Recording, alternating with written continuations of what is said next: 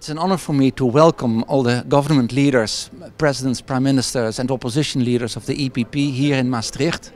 It's the occasion of 25 years celebration of the Treaty of Maastricht, but it's also looking forward. And for me, as leader of the Christian Democratic Party in the Netherlands, it's also looking forward to elections that we have in March of 2017.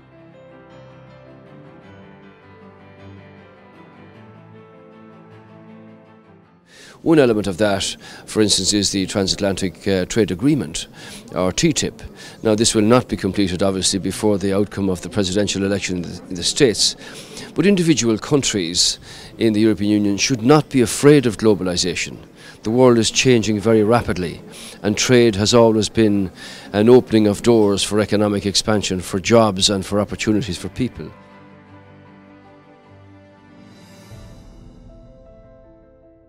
Аз мисля, че след многото спорове и дебати, най-накрая стъпихме на правилните решения.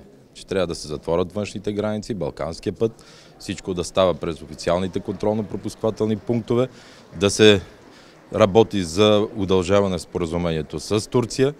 Това, което направиха и благодаря на Европейската комисия, Европейската гранична полиция стартира от България и в момента ние сме изключително надежна граница, външна, шенгенска на Европейския съюз.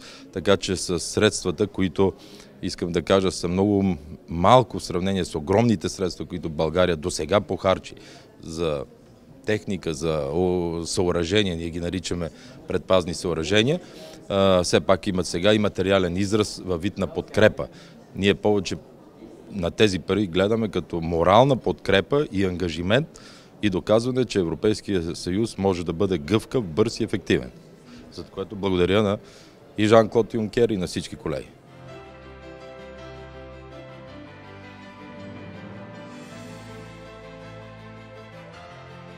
We ran a very much future-oriented, economy-based, new jobs, demography, positive campaign and really pro-European campaign. I think this is a good signal for our family, good signal for the European project. The priorities of my government will be indeed, first of all, the preparation of the new budget, very comprehensive tax reform, which should alleviate the pressure from entrepreneurs and also leave more income to the citizens. These are the two main pillars of the work in the weeks which are ahead of me.